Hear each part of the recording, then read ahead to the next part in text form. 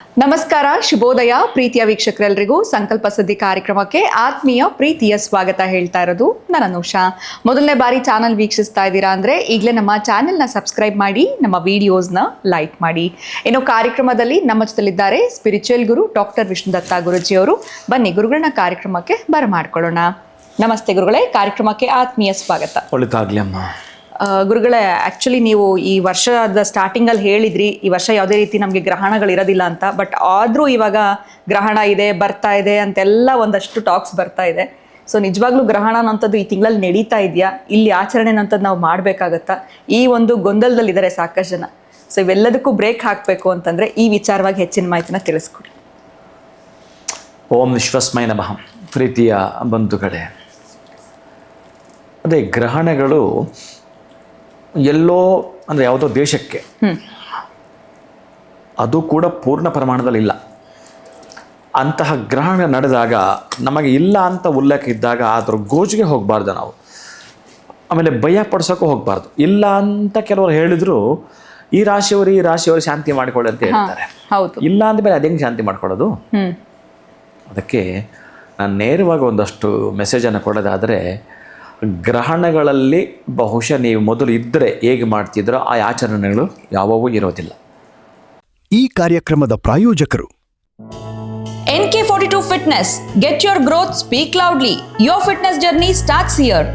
NK42 Fitness, second floor, Zudio Shop Building, Balagere Road, Vartur. Contact 973194115. Transform your body, transform your life.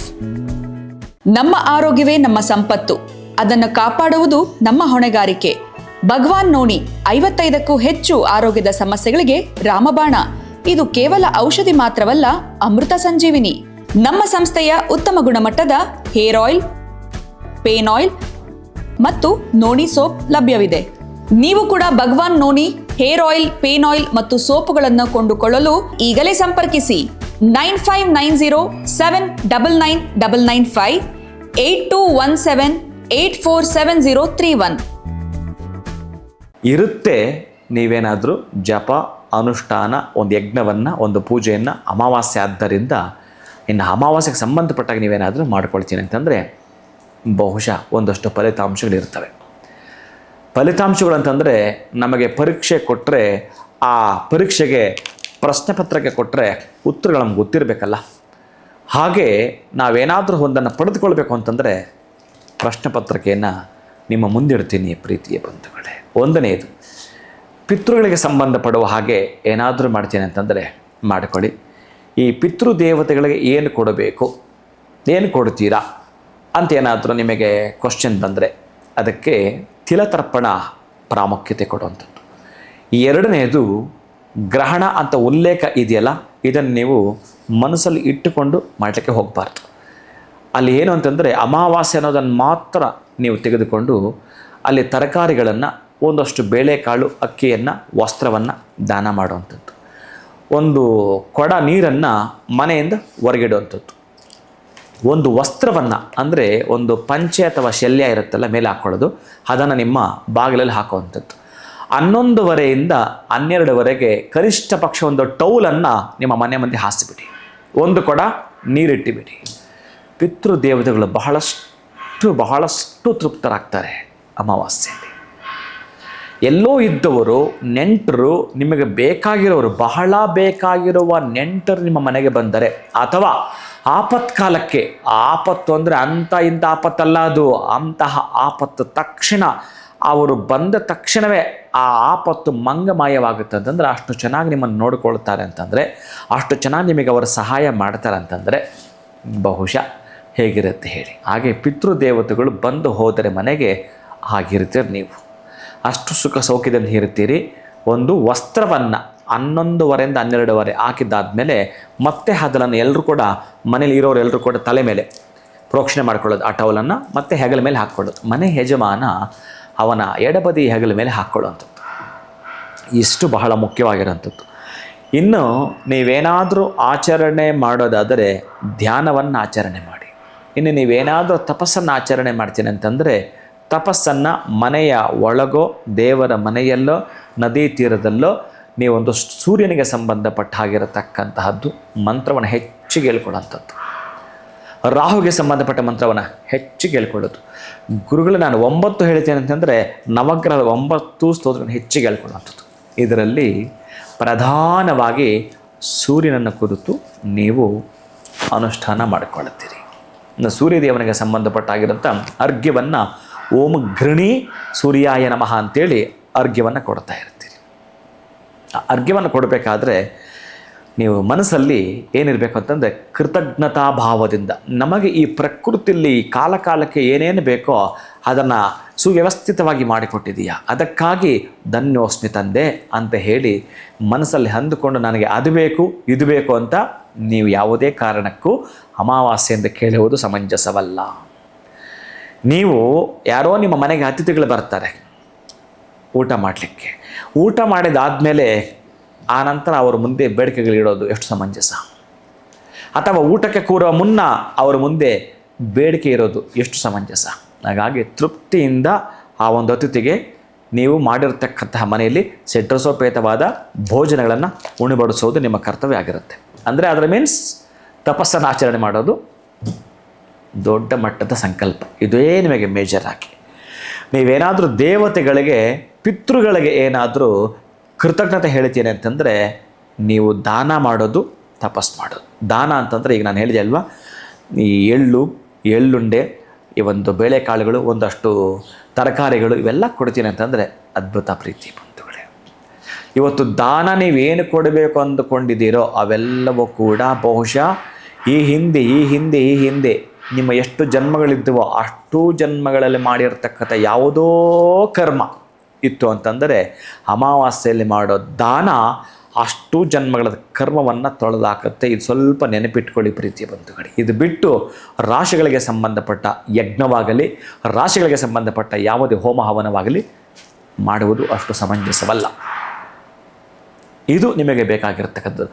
ಪ್ರೇರಣಾದಾಯಕವಾಗಿ ನಿಮ್ಮ ಒಳಗಡೆ ಒಂದು ಖುಷಿ ಬರಬೇಕು ಅಂತಂದರೆ ನೀವು ಯಾರಿಗಾದ್ರೂ ಕೊಡುವ ಖುಷಿ ಇರಬೇಕಾದ್ರೆ ನಾನು ಕೊಟ್ಟೆ ಅನ್ನುವ ಹುಂಬುತನ ಆಗಲಿ, ನಾನು ಕೊಟ್ಟೆ ಅನ್ನುವ ಅಹಂಕಾರ ಏನಾದರೂ ಸ್ವಲ್ಪ ತಲೆಗೋಯ್ತು ಮುಗೀತು. ಆ ರೀತಿ ಮಾಡಿಬಿಟ್ಟು ಅಬ್ಬಾ ನಾನಿವತ್ತು ಆ ಪ್ರಾಣಿ ಪಕ್ಷಿ ತಿಂತಲ್ಲ, ಆನಂದಪಟ್ಟೆ, ನಾನು ಅದಕ್ಕೆ ಎಷ್ಟು ಹಸಿವಾಗಿತ್ತೋ ಏನೋ, ಆ ಹಸಿವು ನೀಗಿಸ್ನಲ್ಲ, ತೃಪ್ತಿ ಮಾಡಿಕೊಡೆ.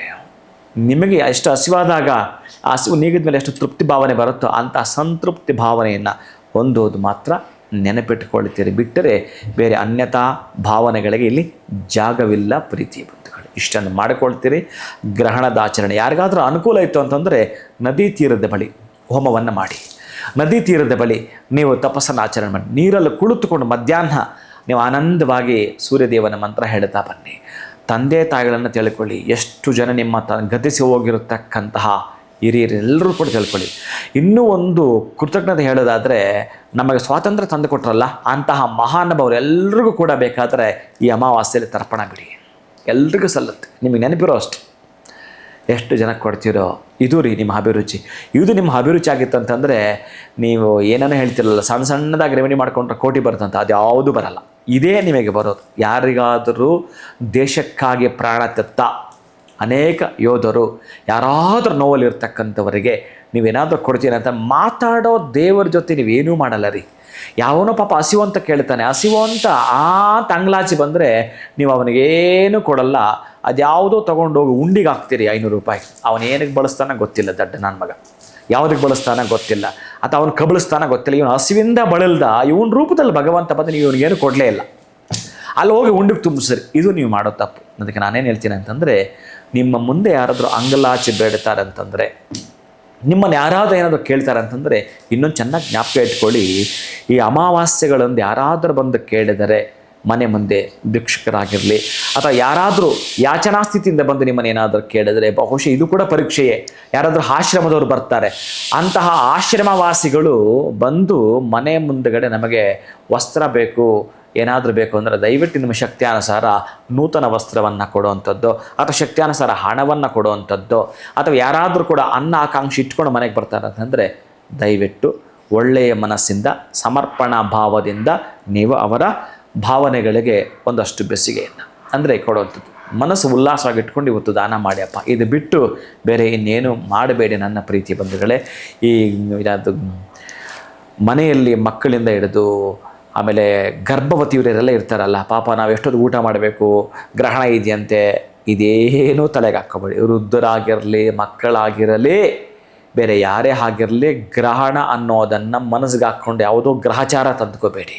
ಏನೂ ಗ್ರಹಣ ಇಲ್ಲ ಪ್ರೀತಿಯ ಬಂಧುಗಳೇ. ಯಾರೇ ಹೇಳಿದ್ದು ಕೇಳಿಸ್ಕೋಬೇಡಿ.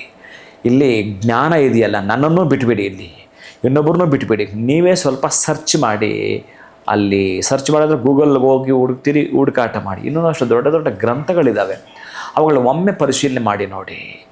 ನಾನು ಹೇಳಿದ್ದು ಆಗಮ ಅಂತ ಕೆಲವೊಂದು ಸಬ್ಜೆಕ್ಟ್ ಸಿಗ್ತವೆ, ಪಾದ್ಮ ಸಂಹಿತ, ಚರ್ಯಾಪಾದ, ಕ್ರಿಯಾಪಾದ, ಆಮೇಲೆ 18 ಪುರಾಣಗಳು, ಆಮೇಲೆ ವೇದ, ಇದೆಲ್ಲವೂ ಇದೆ. ಜ್ಯೋತಿಷದ ಒಂದು ಬುಕ್ ಇಟ್ಕೊಂಡು ನೀವು ದಯವಿಟ್ಟು ಗ್ರಹಣ ಅನ್ಲಿಕ್ಕೆ ಹೋಗಬೇಡಿ. ಪಂಚಾಂಗ ಅಂತ ಒಂದು ಇಟ್ಕೊಂಡು ಗ್ರಹಣ ತನ್ನಲಿಕ್ಕೆ ಹೋಗಬೇಡಿ.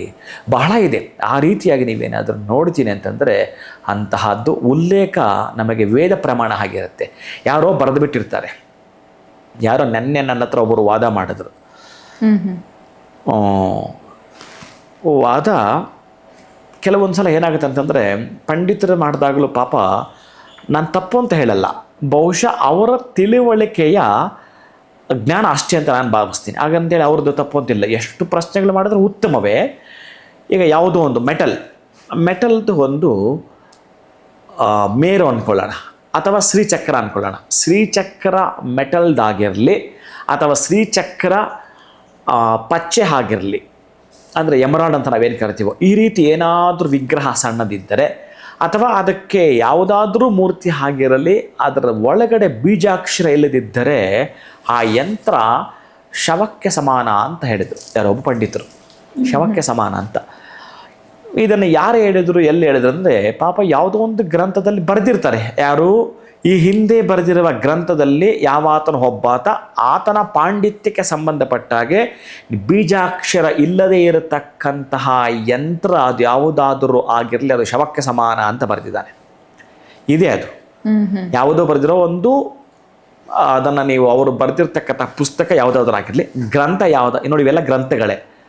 ವೇದದ ಉಲ್ಲೇಖ ಇಲ್ಲಿ ಯಾವುದೂ ಇಲ್ಲ. ಚೆನ್ನಾಗಿ ಕೇಳಿಸ್ಕೊಳ್ಳಿ ಪ್ರೀತಿ ಬಂಧುಗಳು, ವೇದದ ಉಲ್ಲೇಖ ಅಲ್ಲ ಇದು. ಯಾವತ್ತನ ಬರೆದಿರೋದು, ಅವನ ತಿಳುವಳಿಕೆ ಎಷ್ಟಿತ್ತೋ ಅದನ್ನು ಅವ ಬರದ, ಇದನ್ನು ಓದದವನ ತಿಳುವಳಿಕೆ ಎಷ್ಟಿತ್ತೋ ಅವನು ಅದನ್ನು ಹೇಳ್ತಿದ್ದಾನೆ. ಅದು ಸಮಂಜಸವಲ್ಲ. ಹಾಗಂತೇಳಿ ಬೀಜಾಕ್ಷರ ಯಾವುದು ಇಲ್ಲದೆ ಇರುತ್ತೋ ಅದೆಲ್ಲದಕ್ಕೂ ಕೂಡ ನೀವು ಹಿಂಗೆ ಹೇಳ್ತೀನಿ ಅಂದರೆ ಹೇಗೆ ಒಪ್ಕೊಳ್ತೀರಿ? ಈಗ ನಮ್ಮದು ಒಂದು ದೇಹ, ಇದು ಮೂರ್ತಿನೇ, ಇದರಲ್ಲಿ ಬೀಜಾಕ್ಷರ ಇಲ್ಲ. ಎಲ್ಲೋ ದೇವಾಲಯ ಪ್ರತಿಷ್ಠಾಪನೆ ಮಾಡೋ ದೇವರಿಗೂ ಕೂಡ ಬೀಜಾಕ್ಷರ ಇಲ್ಲ, ಅದು ಕೂಡ ಶವಕ್ಕೆ ಸಮಾನ. ಅಂದರೆ ಇದೇನು ಹೇಳುತ್ತೆ ಅಂತಂದರೆ, ಭಾವನೆ ಒಳಗಡೆ ಹೆಣಿಕೆ ನೋಡಬೇಕು. ಅಲ್ಲಿ ನಾನು ಅವರಿಗೆ ಕೊಟ್ಟ ಉತ್ತರ ಅದನ್ನು ಹೇಳ್ತಾನೆ. ನೀವು ಬರೀತೀರಿ ಅಥವಾ ನಿಮಗೆ ಅದು ಬರೀಲಿಕ್ಕೆ ಬರುತ್ತೆ, ನಿಮಗೆ ಬರದದ್ದು ಒಂದಷ್ಟು ಬಹುಶಃ ಸಿದ್ಧಿ ಆಗಿರಬಹುದು, ಅಷ್ಟಕ್ಕೆ ನೀವು ಈ ಮಾತನ್ನಾಡುವುದು ಸಮಂಜಸವಲ್ಲ. ವೇದ ಇದೆಯಲ್ಲ, ಅದು ಯಾರು ಬರೆದಿಲ್ಲ, ಅದಕ್ಕೆ ಅಷ್ಟೊಂದು ಶಕ್ತಿ ಇದೆ. ವೇದ ಅಂದರೆ ಏನೋ, ವೇದ ಅಂದರೆ ಯಾರೂ ಬರೆದಿಲ್ಲ. ಭಗವದ್ಗೀತೆ ಬರೆದವನಿದ್ದಾನೆ, ರಾಮಾಯಣ ಬರೆದದ್ದು ನಮಗಿದೆ, ಮಹಾಭಾರತ ಬರೆದದ್ದು ನಮಗೆ ಯಾರು ಗೊತ್ತಾಗುತ್ತೆ, ಬೈಬಲ್ ಬರೆದದ್ದು ಗೊತ್ತಾಗುತ್ತೆ, ಎಲ್ಲ ಬರೆದದ್ದವರು ಸಿಗ್ತಾರೆ ನಮಗೆ. ಈ ಒಂದು ವೇದವನ್ನು ಬರೆದದ್ದು ಯಾರು ಅಲ್ಲ, ಮತ್ತೆ ಇನ್ನೆಂಗೆ ಬಂತದ ನಮಗೆ? ಮತ್ತೆ ಹೆಂಗೆ ಬಂದ್ಬಿಡುತ್ತು? ಈಗ ಅಪೌರುಷೇಯ ಅಂದರೆ ಏನದು? ಹೆಂಗೋ ಒಟ್ಟಾರೆ ಪುಸ್ತಕದಲ್ಲಿ ಇದೆಯಲ್ಲ, ಇನ್ನು ಬರೋದನ್ನ ಹೆಂಗೆ ಬಂದ್ಬಿಡ್ತು? ಈಗ ವಾದ ಮಾಡಲಿ, ತಗೊಳ್ಳೋಣ. ಎಷ್ಟು ಸಲ ವಾದ ಮಾಡಿ ತಗೋಬೋದು ಇದನ್ನು. ಅದೇ ನಾನು ಹೇಳಿದೆ ಅವರಿಗೆ, ಈ ಒಂದು ಬಸ್ಸಲ್ಲಿ ಒಂದು ಸ್ಕ್ರೋಲಿಂಗ್ ಹೋಗ್ತಾ ಇರುತ್ತೆ, ಮಾರತ್ತಳ್ಳಿ ಟು ಮಾರ್ಕೆಟ್ ಅಂತ ಹಾಕಿರ್ತಾನೆ, ಸ್ಕ್ರೋಲಿಂಗ್ ಹೋಗ್ತಾ ಇರುತ್ತೆ, ಲೈಟ್. ಹಾಗೆ ಈ ಋಷಿಗಳು ಧ್ಯಾನದಲ್ಲಿದ್ದಾಗ ಅವರ ಮನಸ್ಸಲ್ಲಿ ಹೋಗ್ತಾ ಇದೆ. ಆ ಮನಸ್ಸಲ್ಲಿ ಹೋಗ್ತಾ ಇರೋ ಸುಮ್ಮನೆ ಹೋಗ್ಲಿಲ್ಲ, ಅದು ಅಂದರೆ ಸ್ಥಿತಿಕಾರಕನಾಗಿರತಕ್ಕಂತಹ ಮಹಾವಿಷ್ಣುವಿನ ಉಚ್ಛ್ವಾಸ ನಿಶ್ವಾಸಗಳವು. ಅಂದರೆ ಆತನ ಉಸಿರಾಟ ಅದು. ಆ ಉಸಿರಾಟವನ್ನು ಹಾಗೆ ಸೆರೆ ಹಿಡಿಯಲ್ಪಟ್ಟಿದೆ. ಅಂದರೆ ಸೆರೆ ಹಿಡಿದಿರ್ತಕ್ಕಂತಹದ್ದು ಆ ಉಸಿರಾಟ ವೇದ. ಅದನ್ನು ಈಗ ನಾನು ನಿಮಗೆ ಯಾವುದೋ ಒಂದು ಹೇಳಿದ್ದೀನಿ, ಅದನ್ನು ನೀವು ಬರೆದು ಬಿಟ್ಟು ಮಾಡ್ಕೊಂಡ್ಬಿಟ್ಟು ನಿಮ್ಮ ಹೆಸರು ಹಾಕ್ಕೊಂಡ್ರೆ, ಹಾಗೆ ಋಷಿಗಳು ಹಾಕ್ಕೊಳ್ಳಿಲ್ಲ, ನಾವು ಬರೆದಿರ್ತಂತ ಹಾಕ್ಕೊಳ್ಳಿಲ್ಲ. ಭಗವಂತನ ಉಚ್ಛ್ವಾಸ ನಿಶ್ವಾಸವನ್ನು ಹಿಡಿದಿಟ್ಟರು ಅವರು, ಅದೇ ನಮಗೆ ವೇದವಾಯಿತು. ಯಾರೂ ಬರೆಯಲಿಲ್ಲವೋ, ಬರೆದಿದ್ದರೆ ಅದಕ್ಕೆ ಪುರುಷ ಅಂತ ಕೊಡ್ತಾರೆ. ಪುರುಷ ಮೀನ್ಸ್ ಹೆಣ್ಣುಗಳು ಎರಡು ಕೂಡ ಸಂಸ್ಕೃತದಲ್ಲಿ. ಪುರುಷ ಅಂದರೆ ಒಂದು ದೇಹಕ್ಕೆ ಕೊಡುವಂಥದ್ದು. ಹಾಗೆ ಇದು ಅಪೌರುಷೇಯ, ಪುರುಷನಲ್ಲದ್ದು ಅಪೌರುಷೇಯವಾಗ್ತಾರೆ ಎಂದು ಯಾರು ಬರೆದಿಲ್ಲ, ಅದು ನಮಗೆ ವೇದ ಪ್ರಮಾಣ. ಕಾನೂನು ಹೇಗೆ ನಮಗೆ ಪ್ರಮಾಣ? ಈಗ ನಮ್ಮ ಆಲೋಚನೆಗೆ ಕಾನೂನು ಮಾತ್ರ ತಗೊಳ್ಳೋಣ, ಇನ್ಯಾವುದು ಬೇಡ ನಮಗೆ. ಕಾನೂನಲ್ಲಿ ಇದಿಲ್ಲ ಅಂದರೆ ಅದನ್ನ ಮಾಡೋ ಹಾಗಿಲ್ಲ, ರೂಲ್ ಅದು. ಹಾಗೇನೆ ವೇದ ನಮಗೆ ರೂಲ್ ಅದು. ಅದಕ್ಕೆ ಅಲ್ಲೆಲ್ಲೂ ಹೇಳಿಲ್ಲ ಶವ ಅಂತ ನೀವು ಹೇಳಿಬಿಟ್ರೆ ಅಥವಾ ನಾನು ಹೇಳಿಬಿಟ್ರೆ. ಹಾಗೆ ಈ ಗ್ರಹಣಕ್ಕೂ ಕೂಡ ಯಾರು ಹೇಳಿದ್ದನ್ನು ಬಿಟ್ಟುಬಿಡಿ, ನೀವು ಸ್ವಲ್ಪ ಸಾಧ್ಯವಾದರೆ ಇಣಿಕೆ ನೋಡಿ. ಅಥವಾ ನಮಗೆ ವಿದ್ಯಾವಂತರು ಯಾರು ಬುದ್ಧಿವಂತರು ಯಾರು ಅಂತ ನಿಮಗೆ ಅವರನ್ನು ಜಸ್ಟಿಫೈ ಮಾಡೋಕ್ಕೆ ನಿಮಗೆ ಬರುತ್ತೆ. ಅದನ್ನಾದರೂ ಕೂಡ ಮಾಡ್ತಾ ಮುಂದುವರಿರಿ. ಉಳಿದು ನಿಮಗೆ ಬಿಡ್ತೀನಿ ಪ್ರೀತಿ ಬಂಧುಗಳೇ. ಖಂಡಿತ ಗುರುಗಳೇ, ತುಂಬಾ ಜನಕ್ಕೆ ಈ ಅನುಮಾನ ಇತ್ತು. ಒಟ್ಟಾರೆ ಹೇಳೋದಾದ್ರೆ ಈ 12ನೇ ತಾರೀಕು ಅಮಾವಾಸ್ಯೆ ಇರೋದ್ರಿಂದ ಗ್ರಹಣ ಇಲ್ಲಿದ್ಯಾ, ಆಚರಣೆ ಮಾಡಬೇಕಾ, ಹಾಗೆ ಯಾವ ನಕ್ಷತ್ರದ ಶಾಂತಿ ಮಾಡಬೇಕು ಅಂತ. ಸೊ ಅವೆಲ್ಲವೂ ಕೂಡ ಯಾವುದೇ ರೀತಿ ಗ್ರಹಣದ ಆಚರಣೆ ಇಲ್ಲಿಲ್ಲ, ಗೋಚಾರನೂ ಇಲ್ಲ ಅನ್ನೋದನ್ನ ಸ್ಪಷ್ಟವಾಗಿ ತಿಳಿಸ್ಕೊಟ್ರಿ. ಆದರೆ ಆ ದಿನ ನಾವು ಧ್ಯಾನ ಮಾಡೋದಾಗಿರ್ಬೋದು, ತಪಸ್ಸನ್ನ ಯಾವ ರೀತಿ ಮಾಡಬೇಕಾಗತ್ತೆ, ವಿಶೇಷವಾಗಿ ಅಮಾವಾಸ್ಯೆ ದಿನ ದಾನ ಮಾಡುವಂಥದ್ದು ಕೂಡ ಬಹಳ ಶ್ರೇಷ್ಠ ಅಂತ ಹೇಳಿದ್ರಿ. ತರಕಾರಿ ಆಗಿರ್ಬೋದು, ಎಳ್ಳು ಅಥವಾ ಧಾನ್ಯಗಳ ಒಂದು ದಾನ ಕೂಡ ಮಾಡುವಂಥದ್ದು ಬಹಳ ಉತ್ತಮ ಅಂತ ತಿಳಿಸ್ಕೊಟ್ಟಿದ್ದೀರಾ. ಇಷ್ಟೆಲ್ಲ ಮಾಹಿತಿ ವಿಚಾರವಾಗಿ ತಿಳಿಸಿದ್ದಕ್ಕೆ ತಮಗೆ ಧನ್ಯವಾದಗಳು. ನಮಸ್ಕಾರ. ಹರೇ ಶ್ರೀನಿವಾಸ. ನಿಮಗೂ ಕೂಡ ಅನುಮಾನ ಇತ್ತಲ್ವಾ, ಗ್ರಹಣ ಇದೆ ಅಂತ ಕೆಲವರು ಹೇಳ್ತಾರೆ, ಗ್ರಹಣ ಇಲ್ಲ ಅಂತ ಹೇಳ್ತಾರೆ.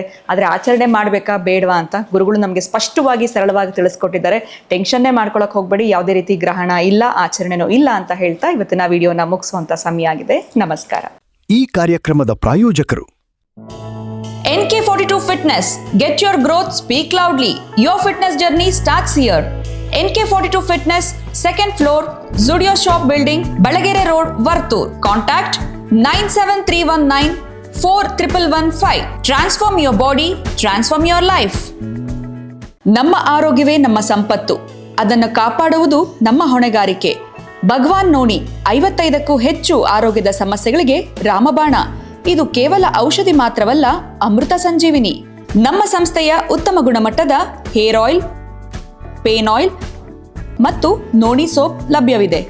ನೀವು ಕೂಡ ಭಗವಾನ್ ನೋಣಿ ಹೇರ್ ಆಯಿಲ್, ಪೇನ್ ಆಯಿಲ್ ಮತ್ತು ಸೋಪುಗಳನ್ನು ಕೊಂಡುಕೊಳ್ಳಲು ಈಗಲೇ ಸಂಪರ್ಕಿಸಿ 9590799995 8217847031.